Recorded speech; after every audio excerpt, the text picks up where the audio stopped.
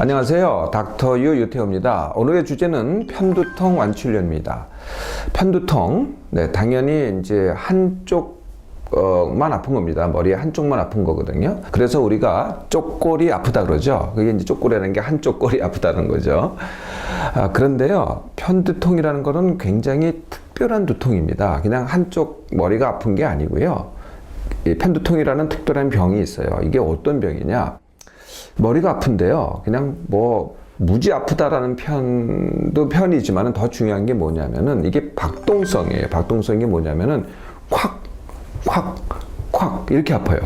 네. 그리고 이게 아프기 시작할 때는요, 갑자기 찾아와요. 그냥 멀쩡하게 있다가 갑자기 그냥 엄청나게 아프기 시작하고요.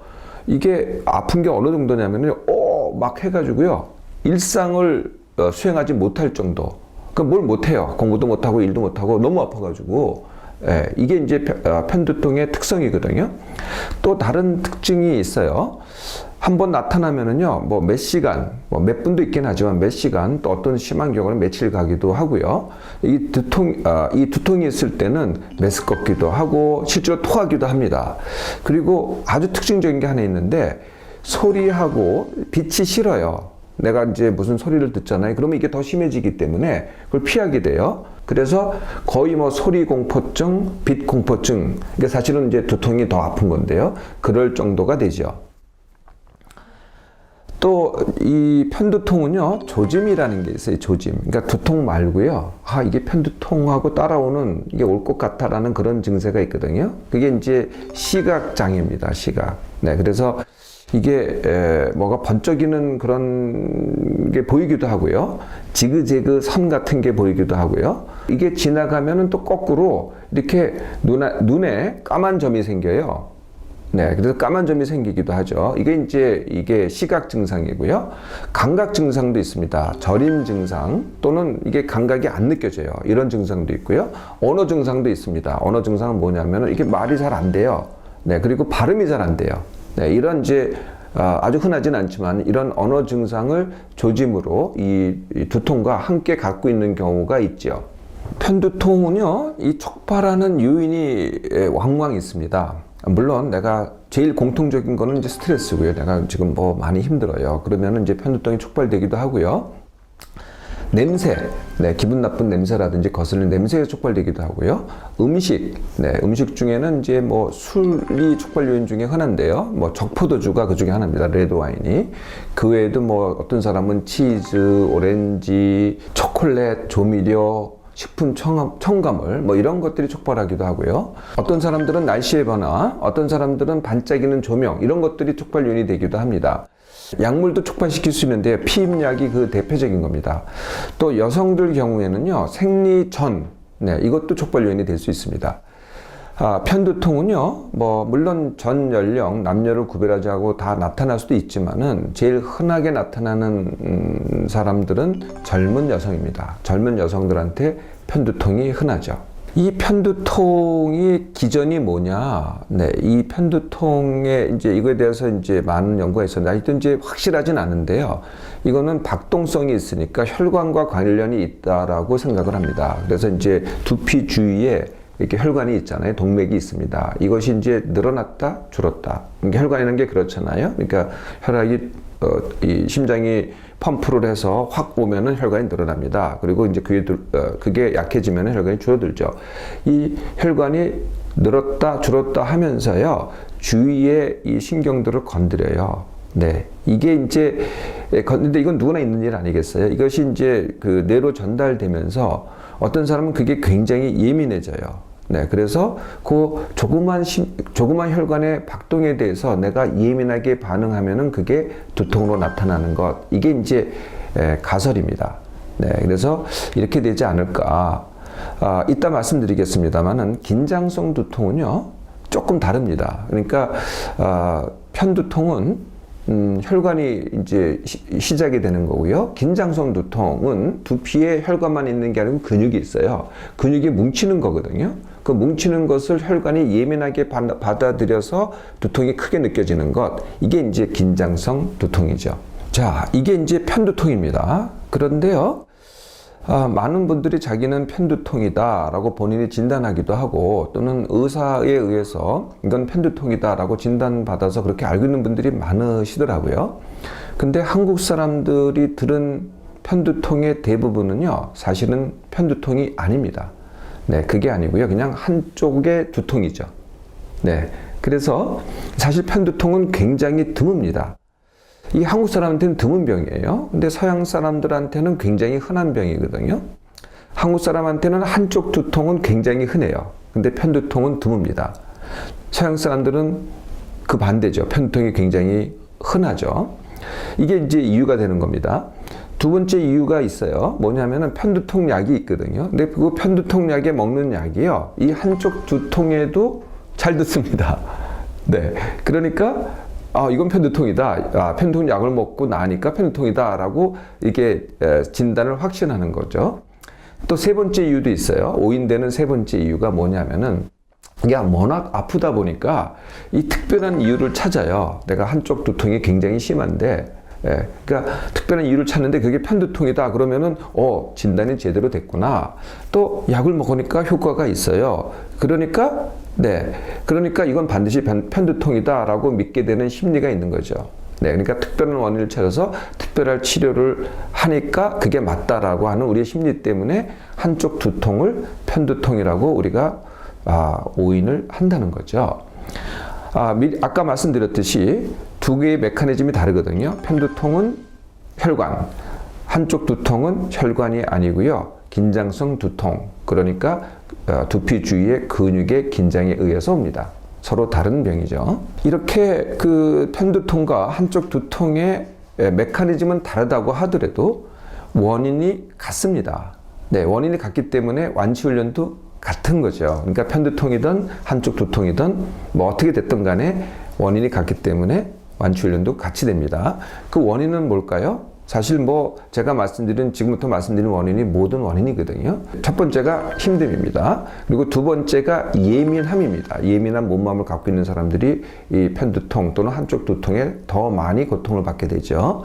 네, 세 번째가 늘 말씀드리지만은 의외로 비숙면입니다. 네, 그러니까 불면도 당연히 편두통과 한쪽 두통의 원인이지만은요, 잠을 제대로 못 자는 게 또 원인이고요. 이게 굉장히 요새는 흔합니다. 낮에도 졸리고 밤에는 숙면을 못 하고, 이게 이제 비숙면이거든요. 마지막 굉장히 중요한 이유가 있어요. 그게 뭐냐면은 내 뇌에 생긴 두통회로라는 게 있습니다. 두통회로. 네, 그래서 두통회로라는 것은 내가 두통에 대해서 이제 두통이 심하다 보니까 이거에 대해서 불안감을 가져요. 네, 그 두통 자체가 아니라 두통에 대한 불안감이죠. 내가 뭐 때문에 또 두통이 오지 않을까? 앞으로 내가 이러고 평생 사는 거 아니야? 평생 약을 먹어야 되나? 라는 게 불안입니다. 두 번째는 뭐냐면은 이 두통에 대해서 자꾸 연구를 해요. 뭐 인터넷을 찾아보고 검색을 하고 누가 뭐라 그러면 설교퇴하고 이런 연구를 한다든지, 아니면은 또 약을 자꾸 복용을 하잖아요. 예, 그러면은 약에 의해서 이게 이제 약이라는 것이 원인을 고치는 게 아니고요, 증세를 고치는 거거든요. 네, 그러다 보니까 다시 약이 효과가 있을 땐 효과가 있는데 약이 효과 떨어지면은 그 반동이 옵니다. 네, 그래서 이게 자꾸 왔다 갔다 이러면은 이제 머리에 두통이라고 생깁니다. 그리고 숨은 이유가 또 하나가 있어요. 그게 뭐냐면은 현재의 내 삶이 부담이 있어요. 뭐 그게 일이 됐던 공부가 됐던 내가 학업이 됐던 일상이 됐던 돌봄이 됐던 이게 부담이 있어요. 근데 이걸 내가 뭐 싫어하거나 부담 가지면 안 되거든요. 이건 당연히 해야 되고 마땅한 일이고, 이럴 때 내 속마음에서 무슨 생각이 속마음에서 무슨 느낌이 드냐면 이걸 회피하고 싶어요. 네, 회피가 두통회로를 증폭시킵니다. 그래서 사실은 뭐 혈관 박동이 좀 있어요. 그리고 두피의 근육이 긴장을 해요. 근데 보통 때는 그것이 뇌로 전달되지 않고 두통을 일으키지 않거든요. 그런데 이 두통회로가 작동이 되잖아요. 그런 메커니즘을 통해서. 그러면 이게 그냥 조그만 긴장이, 조그만 혈관의 박동이 10배, 50배, 100배로 전달이 되는 거죠. 그래서 심한 두통으로 증폭되게 됩니다. 이제 원인을 아셨으니 완치훈련도 쉬우시겠죠? 편두통, 한쪽 두통의 완치훈련입니다. 네, 그 첫 번째는 늘 말씀드리지만 내 몸맘 회복 훈련입니다. 일단 너무 지쳤으니 회복부터 하자는 거죠. 네, 내 몸맘 회복 훈련은 세 가지로 이루어집니다. 첫째가 같은 시간에 일어나기, 월화수목금토일 휴가 다 똑같습니다. 방학. 항상 같은 시간에 일어나기. 그것도 벌떡 일어나기입니다. 두 번째는 같은 시간에 밥 먹기. 세 번째가 핵심입니다. 일이 됐든 이동이 됐든 모임이 됐든 놀기가 됐든 돌봄이 됐든 아니면 운동이 됐든 내가 일상을 수행하는데 10%를 덜 해야 돼요. 평소 내가 했던 것에. 내가 이미 별거 안 하고 있다고 하더라도 덜 하셔야 돼요. 그래서 10%를 남겨야 내 몸과 마음이 회복이 되는 거죠. 이게 첫 번째입니다. 두 번째는 쉼과 숙면 훈련입니다. 네. 숙면 훈련은 아까 이제 기상 훈련을 하라 그랬잖아요. 네. 숙면 훈련은 숙면이 뭐냐면은 깨지 않고 깊게 자는 겁니다. 네, 그러니까 밤에도 자꾸 깨고 이거는 숙면이 아니거든요. 그러니까 깨지 않고 한 번에 깊게 자게 만드는 방법. 이게 이제 숙면 훈련인데요. 이 숙면 훈련을 하려면은 이게 한마디로 얘기하면 안자기를 하는 거거든요. 내 생각으로 안자기를 하면은 내 몸이 나도 모르게 숙면하게 만듭니다. 근데 이거 안자기를 하려면은요, 이게 필요하다는 느낌이 들거든요. 네, 그래서 피로를 해결을 해야 돼요. 그 피로를 해결하는 방법이 쉼 훈련입니다. 네, 그래서 피로는 이게 의식이 있을 때 낮에 해결을 해야 됩니다. 반면에 잠은 의식을 얻게 하는 거잖아요. 근데 내가 피로를 갖다가 머리에서 느끼니까 이걸 잊고 싶어 해요. 네, 잊고 싶어 하니까 자꾸 잠을 통해서 그걸 잊고 싶어 하는 게 피로를 해결하려고 하는 보통 방법이라는 거죠.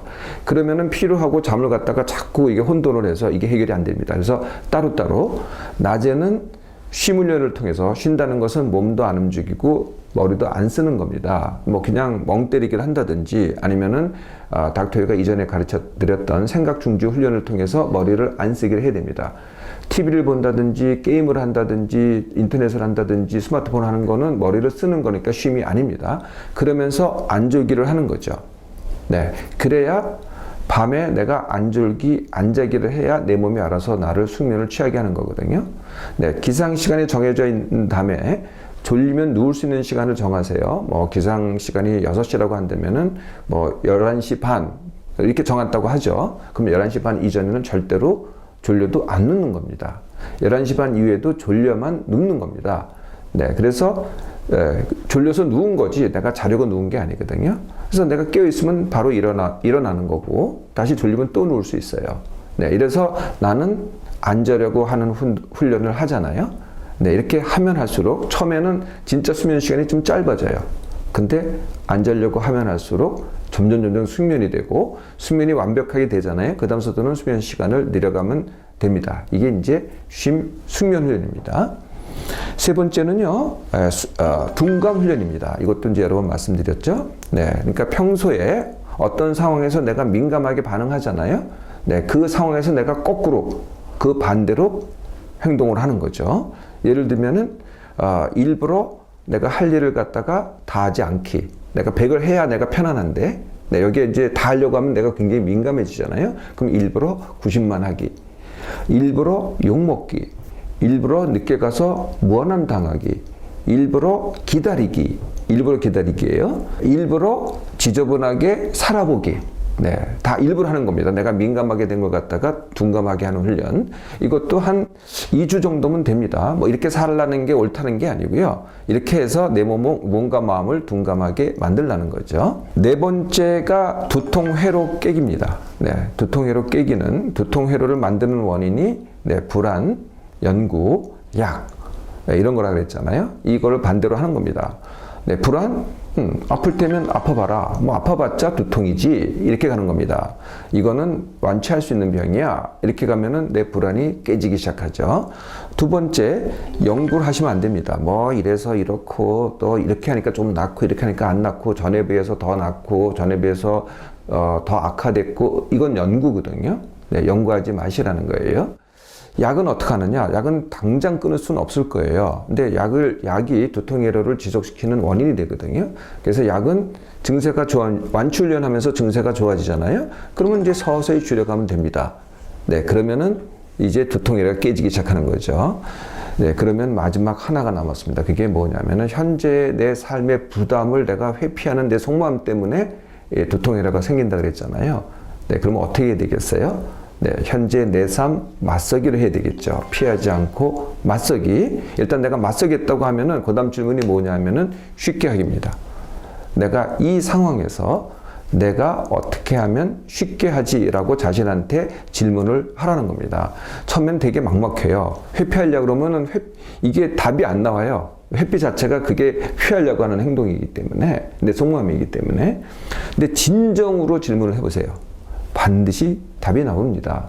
그러면 점점 쉽게 하기가 되고요. 쉽게 하면 어떻게 돼요? 네, 이제 선순환이 일어납니다.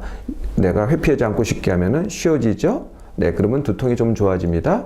두통이 좋아지면 좀 더 쉽게 할 수 있어요. 이렇게 해서 증세가 좋아지고 쉽게 하고의 선순환이 이루어지면서 완치가 되는 것이죠. 자, 편두통. 네, 완치가 어려운 병이 전혀 아닙니다. 약이 아닌 훈련으로 완치해 보세요. 3개월이면 됩니다.